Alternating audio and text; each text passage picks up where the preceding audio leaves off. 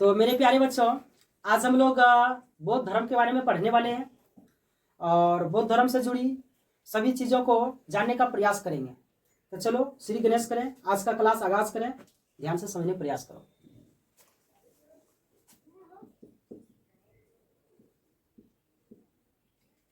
आज क्या पढ़ने वाले हैं हम लोग? कोई दिक्कत नहीं। तो सबसे पहले बौद्ध धर्म जो है इसको लाने का जो प्रयास किया, सबसे पहले गौतम बुद्ध ने लाया। तो गौतम बुद्ध के बारे में, उनके बैकग्राउंड के बारे में जानने की कोशिश करें। सबसे पहले तो गौतम बुद्ध का जन्म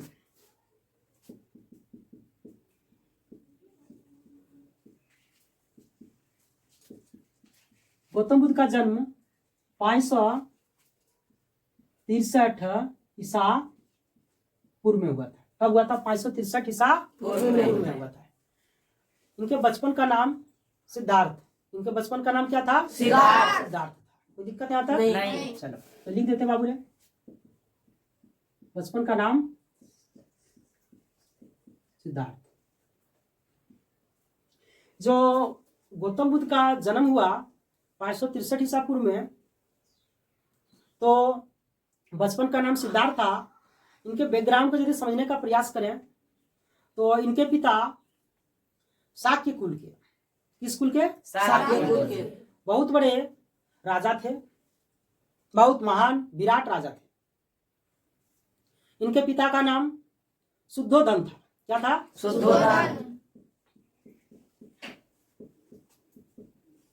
शुद्धोधन।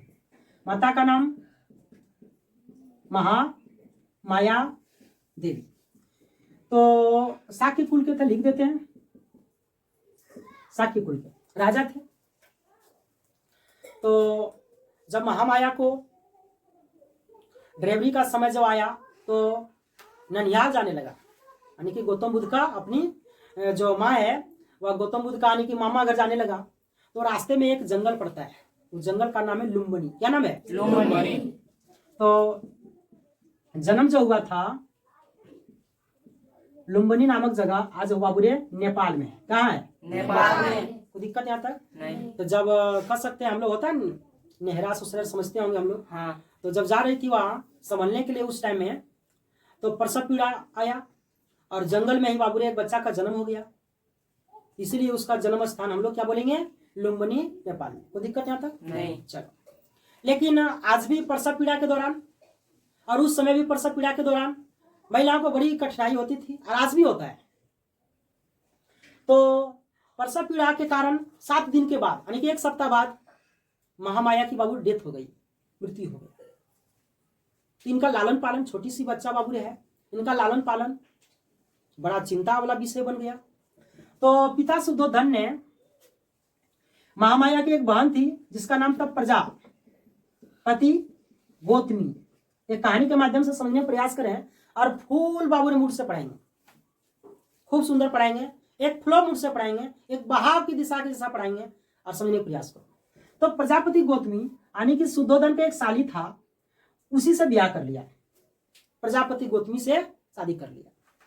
वह शरीफ थी, होशियार थी और शादी लायक थी। तो सोचा बच्चा का लालन पालन में यदि किसी और से हम यदि शादी कर ले तो हो सकता दिक्कत हो, तो इनका मौसी से ब्याह कर ले। तो मैया मौसी कहावत का है, मैया मौसी बराबर होता है। सही बात है, गलत बात है इसमें? तो इसलिए शादी कर लिया, इसका लालन पालन होने लगा। तो उसके बाद एक ज्योतिष आया। एक ज्योतिष कह सकते या तो साधु महात्मा, राजा घर में तो आन जान लगा ही रहता है। तो इनके घर आए, तो ज्योतिष जब आए तो इनका कुंडली देखा। जब बच्चा का भाग्य का कुंडली जब देखा ना, तो राजा से कहे, शुद्धोधन से कहे, ज्योतिष साहब कहे कि आगे चल के यह बच्चा बहुत बड़ा या तो राजा बनेगा, विराट चक्रवर्ती राजा, या तो सन्यासी बनेगा। तो मन में कहीं ना कहीं शुद्धोधन का डर था कि आगे चल के यदि सन्यासी बन जाए तो राजकाज को क्या होने वाला है। हमको एक ही संतान है, एक ही पुत्र प्राप्ति हुआ है, फिर राजकाज को बाबू कौन संभालेगा? बात तो चिंता का विषय है, लेकिन विधि का विधान टाल नहीं सकता है। आगे चल के जब शुद्धोधन ने 16 वर्ष की अवस्था में, तब 16 वर्ष की अवस्था में एक लड़की यानी कि कह सकते यशोधरा से शादी करा दिया। किसका? यानी कि बाबू ने गौतम बुद्ध से 16 वर्ष की अवस्था में। इसका पत्नी का नाम क्या था? यशोधरा। क्या था? यशोधरा। यशोधरा खूब सुंदर थी। 16 वर्ष की अवस्था में इनको शादी करा दिया गया। इसलिए शादी कराया गया ताकि इसके पीछे रीजन था कि कहीं सन्यासी न बन जाए, कहीं वैराग्य की भावना इसके अंदर ना आ जाए। राजा को डर था, इसीलिए समाज में, सांसारिक जीवन में इसको लपटने के लिए, इसको घसीटने के लिए एक षड्यंत्र रचा गया। आज भी शास्त्र में या तो गांव टोला मोहल्ला में कहा जाता है कि यदि छटर पटर करे, इधर उधर करे, तो खूंटा में ओकरा बांध दो, यानी कि कहे मतलब ओकरा शादी करा दो। बात समझ रहे कि नहीं? हाँ। और उसको शादी करा दिया ताकि शादी कराने से पहले बाबू रे उस यशोधरा से कुछ बात कह दी गई थी कि देखो हम शादी मजबूरन इसको करा रहे हैं, इसलिए ताकि बाबू रे इसका जिम्मा आपके ऊपर रहा, कहीं भटक ना पाए, कहीं इधर जा ना पाए, यानी कि बाबू रे पूरा का पूरा आप ही को हैंडल करना है। यशोधरा भी इसमें खरा उतरी एकदम। रोज बाबू रे ऐसा फैसन करके इधर उधर करके और गौतम बुद्ध को बाबू रे उझराले रखता था। बहुत जल्दी इसको पुत्र की प्राप्ति हुआ। एक पुत्र का प्राप्ति हुआ जिसका नाम था राहुल। जिसका नाम था राहुल। आया समझ में? राहुल एक पुत्र का प्राप्ति हुआ। लेकिन इसको शुद्धोधन कभी अपने प्रजाओं के बीच में जाने नहीं देते थे कि कब इसका मन बदल जाए, कब इसके अंदर वैराग्य की भावना उत्पन्न ले, जाने नहीं देता था। लेकिन विधि का विधान कोई रोक सकता है? एक दिन इसका मन में अपने प्रजाओं के बीच जाने का मन किया। किसको? गौतम बुद्ध। बचपन का नाम क्या था? सिद्धार्थ। कोई दिक्कत क्या था? सिद्धार्थ। तो गौतम बुद्ध को जाने का मन किया कि हम प्रजाओं के बीच जाएं, हम अपने राजकाज को देखने का बाबू ने प्रयास करें कि हमारा राज्य में प्रजाओं की मनोबल दशा कैसी है, प्रजाओं की स्थिति कैसी है, प्रजाओं का इकोनॉमिक कंडीशन कैसा है, हम उसको देखने का प्रयास करें। इसकी मन में लालसा जगा। और एक दिन चल दिया, सारथी को बोला। सारथी था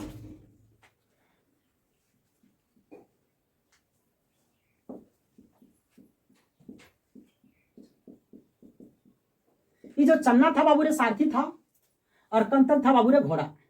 घोड़ा का नाम क्या था? कंतर। और चन्ना जो है इसका सारथी था, पता है रथ को चलाने वाला। हाँ। सारथी को बोला कि चलिए निकालिए घोड़ा, रेडी कीजिए, हम लोग चलेंगे घूमने के लिए।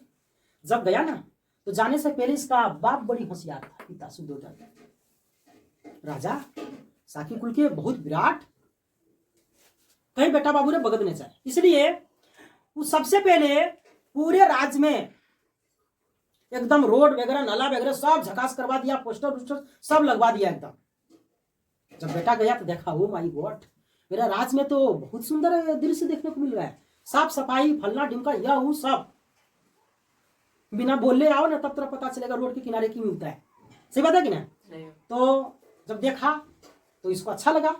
लेकिन जाते समय प्रजाओं के बीच बाबू घूमते समय उन्होंने अपने राज्य में 4 दृश्य देखा। कितना दृश्य देखा? 4 दृश्य। 4 दृश्य में एक था वृद्ध व्यक्ति, वृद्ध समझता है? हाँ। बूढ़ा। दूसरा नंबर में मरीज, बोला या तो बीमार लिखो अच्छा रहेगा, बीमार व्यक्ति। और तीसरा नंबर में मृत व्यक्ति, और चौथा नंबर में सन्यासी। बोलो दिखाई दे रहा है सबको? हाँ। कोई दिक्कत नहीं? दिखाई दे रहा ना? हाँ। चल ध्यान दो। तो वृद्ध व्यक्ति देखा, जब गया तो देखा कि एक वृद्ध व्यक्ति है, उसका साफ गाल उल बाबूरे सब एकदम लुढ़क गया था बाबूरे, लूच पूछ हो गया था बाबूरे, ढील डाल हो गया था सब कुछ, उसका बाल वगैरह सब पक गया था, एकदम ढंढना गया था बाबूरे। खोखला जिनका होता है बाबूरे, खोखला घर का खोखला, सिर को बचा था उसका बोखला है इसमें। तो उसी प्रकार से बाबूरे जब वृद्ध व्यक्ति को देखा ना तो चन्ना से पूछा ये क्या है? बोला कि महाराज ये वृद्ध व्यक्ति हैं। बोला कि समझे नहीं? बोला यह लास्ट स्टेज इसका चल रहा है, इसका वेटिंग लिस्ट में आ रहा है इसमें, और इस प्रकार से बाबू रे उसने समझाने का प्रयास किया। कोई दिक्कत यहां तक? चलो एक बात बताने की कोशिश करते हैं। बताओ लुम्बिनी का स्टेट कहां पड़ता है? लुम्बिनी कहां है?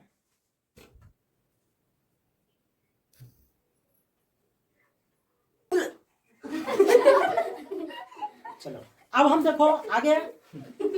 जब चन्ना बताया ना यह वृद्ध व्यक्ति सब खत्म हो गया, सिर्फ इसका बचा है बोखला। तो बोला कि बात की है क्या हम लोग भी इस प्रकार से हो जाएंगे? बोला हाँ, सबको इस स्टेज तक पहुंचना है, अटल सत्य है, सबको बाबू रे जाना है एक दिन। लो माय गॉड, हमको तो पता ही नहीं था। झूठ मूठ का बाबू रे हम लोग भोग विलास में थे। सही बात है कि ना? हाँ, आज पता चला कि जिंदगी का कुछ और ही बाबू रे परिणाम है। आगे जब बढ़ा उसने देखा एक बीमार व्यक्ति रेंग रहा था, पानी दे दो, जान के लो, पूरा एकदम रेंग रहा था, होता है ना। तो बोला ये क्या है? बोला ये बीमार व्यक्ति है महाराज जी, इसको तकलीफ हो गया है, शरीर से दिक्कत हो गया इसको। बोला किसी को हो सकता है? बोला किसी को हो सकता है, चाहे राजा रहे चाहे रंक रहे। ओ माय गॉड, ये तो हम जानता ही नहीं था बाबू इसके बारे में। अगला जब आगे स्टेज जब बढ़ा तो एक आदमी लेटा हुआ था, चारों तरफ से उसका बाबू रे फैमिली रो रही थी कि हमर करीमना चल गेलो, अब ककरा देख के जिंदगी जीवो, कतना हमरा रसगुल्ला खिलावे लो, अब हमरा के खिलातो, एगो काला जामुन मांगते थे 2 लेग देता था, हमरा के देगा, कस में मर गया। बोला ये क्या हुआ? बोला कि अकर टिकट कट गया, कंफर्म भी हो गया। जो पहला वाला आप देखे थे ना ये बाबू रे दृश्य में वृद्ध व्यक्ति वो वेटिंग लिस्ट में था। बोला ओ माय गॉड, अरे बोला जो है ना ये कंफर्म हो गया, सीट नंबर 5 मिलल है। बोला कि चल गया? बोला हाँ। बोला सबको जाना पड़ेगा, यहाँ धरती पर कोई परमानेंट नहीं है मेरे प्यारे दोस्तों, सबको जाना है, चाहे अच्छा रे, खराब रे, लंबा रे, मोटा रे, सबको एक दिन जाना है। बात समझ रहे नंबर? हाँ। चलो आगे ध्यान दो। और आगे जब गया एक व्यक्ति को देखा एकदम सन्यासी मुद्रा में बैठे हुए थे। तो बोला ये क्या है? तो बोला कि सन्यासी है जी महाराज, इसको आप देखिए भगवान से वाईफाई कनेक्ट लगा के बाबू बैठा हुआ है। टावर बहुत मजबूत है, बीएसएनएल का है, कभी बाबू डिस्कनेक्टेड नहीं होता है। शांत मुद्रा में एकदम प्रसन्न चित्त मुद्रा में बैठे हुए थे। बोला सबसे अच्छा उसको वही लगा। विधि का विधान था कि अगर एक दिन घर त्यागना था। जब गया अपने राजकाज को देख के अपने घर महल में जब गए तो शांत चित्त मुद्रा में अपने को बाबू ने ढाल दिया और बैठे थे, एक इत्मीनान कोने में बैठा हुआ था। जब इसके पिताजी जब देखे तो बोला कि मामला कहीं गड़बड़ बात है। ऐसे में उसको भी चिंता होने लगा। उसी बीच बाबू रे उसका पुत्र का प्राप्ति हुआ, राहुल नाम रखा गया। राहुल का मतलब ये था रास्ता का कांटा। 29 वर्ष की अवस्था में गौतम बुद्ध ने 29 वर्ष की अवस्था में घर को त्याग दिया, राजकाज सब पूरे बाबू रे धन संपत्ति पत्नी सबको त्याग दिया, अपने पुत्र को त्याग दिया। बोला ये सब नहीं चाहिए हमको, दुनिया का जो मेन का सत्य बाबू रे, जो सत्य जो होता है उसकी खोज में बाबू रे गया। बात समझ रहे हैं? और 29 वर्ष की अवस्था में गृह त्याग दिया। कितना वर्ष की अवस्था में? 29 वर्ष की अवस्था में गृह त्याग। गृह त्याग को हम बाबू रे प्रतीक से जाने तो घोड़ा। बोले दिखाई दे रहा सबको? हाँ। घोड़ा। गृह त्याग का मतलब होता है घोड़ा, क्योंकि घोड़ा से बाबू रे घर से निकला था, सबको सुतले रख दिया घर में। रात का मौसम था, रात का सत्य समय था, सब सोया हुआ था बाबू रे, एकदम खराटा मार रहा था एकदम। आई चुपके से घोड़ा पर निकला और चल दिया। एक जंगल में जाके बाबू रे तपस्या करने लगे अपने बाबू रे साथी के साथ। 5-7 साथी था। गौर से समझने का प्रयास करो, बड़ा इंटरेस्टिंग कहानी है और हकीकत है, रियलिटी है इसमें। तपस्या करने लगे, 6 वर्ष तक लगातार तपस्या किया। चलो इधर लिखते आओ, 6 वर्ष तक लगातार तपस्या किया। 33 वर्ष तक बाबू रे इसको ज्ञान की प्राप्ति नहीं हुआ। बात समझेंगे? 33 वर्ष तक हो गया, ज्ञान की प्राप्ति नहीं हुआ। एक महिला खूब सुंदर इसके पास आया तो सब दोस्त लोग एकदम शांतिचित्त मुद्रा में बैठे हुए थे, सब सत्य की खोज कर रहे थे कि बात की बाबू रे सच में वास्तव में दुनिया क्या है इसके बारे में बाबू रे खोज कर रहे थे। लेकिन गौतम बुद्ध उस महिला को देखा तो महिला ने बताया कि देखो ये बीना जो होता है, बीना बजाने वाला, उसकी जो डोरी होती है ना, ज्यादा कस दिया जाए तो उसमें राग नहीं निकलेगा, संगीत नहीं निकलेगा, ध्वनि नहीं निकल सकता है, और ढीला भी छोड़ देने पर उसमें भी नहीं निकल सकता है। तो सब एक होता है परफेक्ट, सब एक होता है सीमा, सबका एक लिमिटेशन होता है। बात समझ रहे हैं? हाँ। जैसे कि मैंने चलो बाबू रे, खाना खाने से, काजू बादाम खाने से बहुत ताकत होता है, एक टुकड़ी लाओ और खाओ, पता चलेगा बयान सदर अस्पताल में। बोलो सच बात है गलत बात है? हाँ, बोने न होगा बाबू रे, है इसमें। तो उसी प्रकार से बाबू रे सबका एक लिमिटेशन होता है।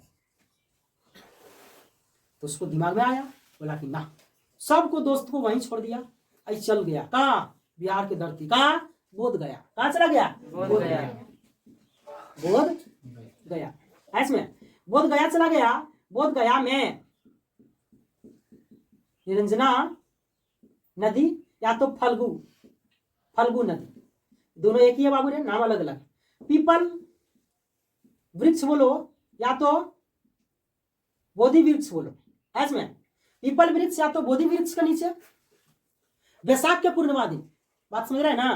कितना? वैशाख के पूर्णिमा दिन लगातार बाबू ने 45 दिन तपस्या किया, और वैशाख के पूर्णिमा दिन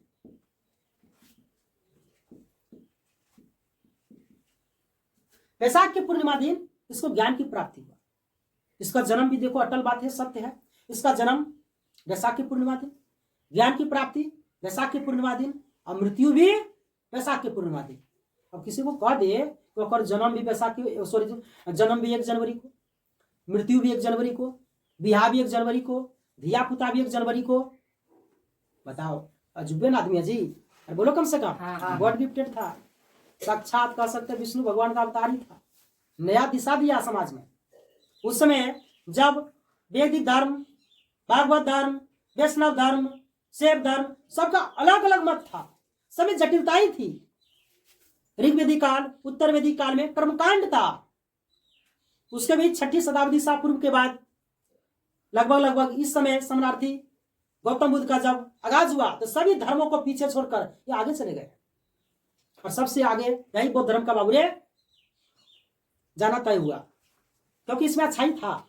चलो आगे आए क्लास में। तो वैशाख की पूर्णिमा दिन इसको ज्ञान की प्राप्ति मिला। जब ज्ञान की प्राप्ति मिला तो इसके अंदर एक अलग तेजस, एक अलग कह सकते बाबूरे खुशबू, एक अलग मनोबल बाबूरे, एक अलग कह सकते बाबूरे ऊर्जा का आगाज हुआ इसके शरीर से। उसी दिन से महात्मा बुद्ध के नाम से जाने लगा, पूरा एशिया का लाइट ऑफ एशिया कहने लगा।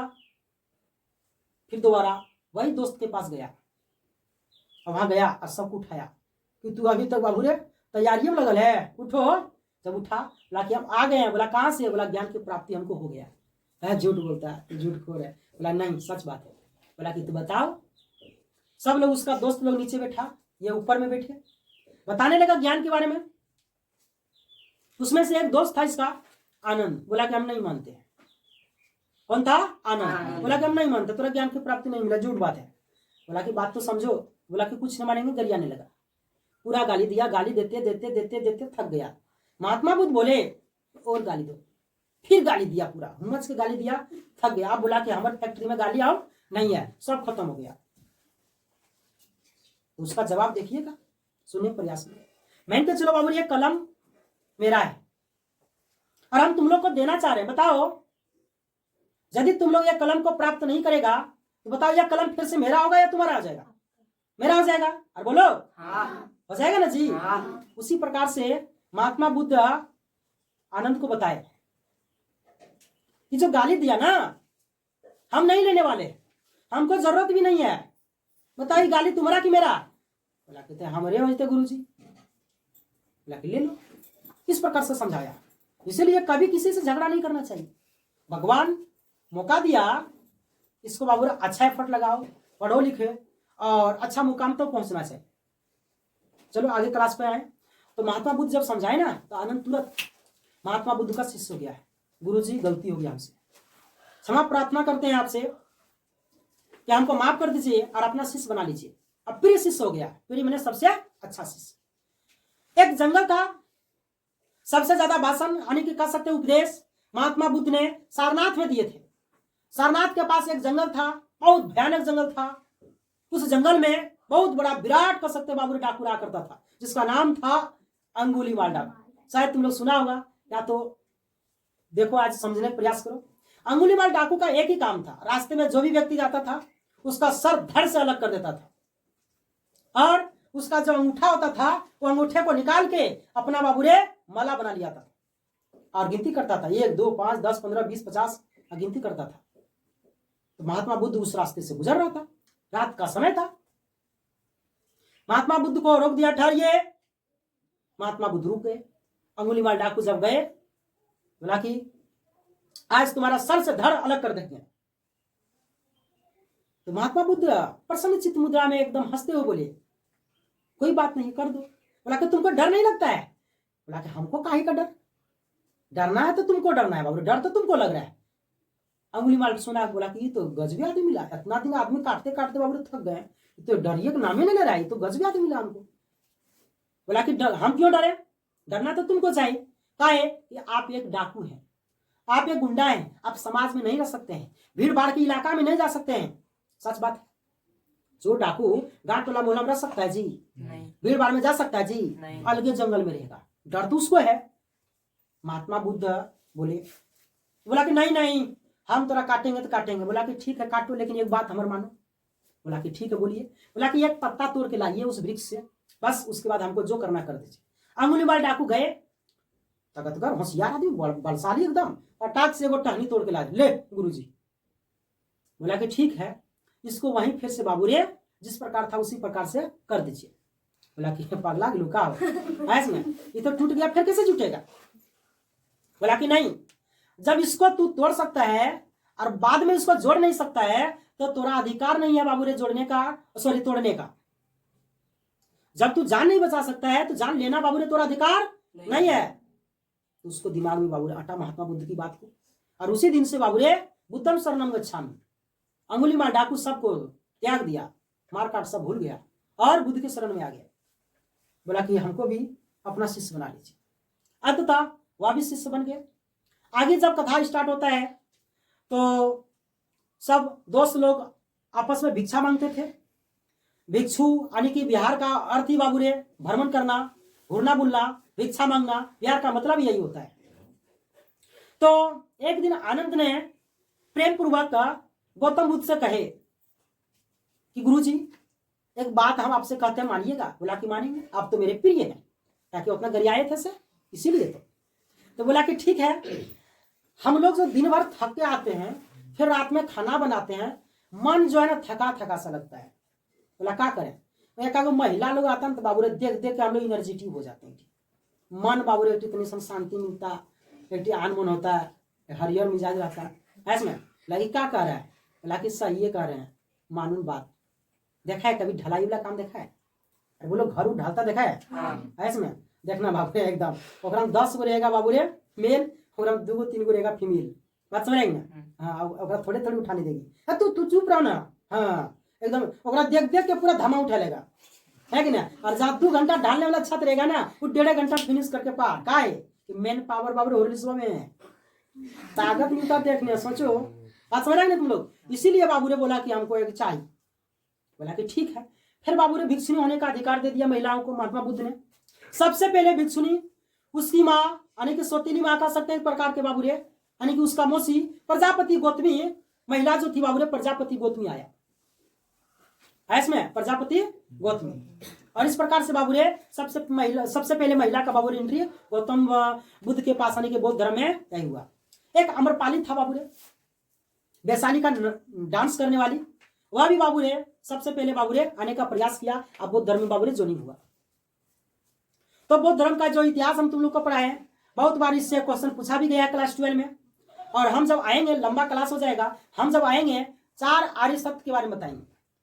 दुनिया दुखों से भरा है, इसका कारण क्या है, सबके बारे में डिटेल करेंगे। अष्टांगिक मार्ग के बारे में डिटेल से प्रयास करेंगे और उसका अलग वीडियो देंगे ताकि लंबा न हो जाए वीडियो। आज भर के लिए क्लास इतना पर रोकने का इजाजत दीजिए। जय हिंद, जय भारत।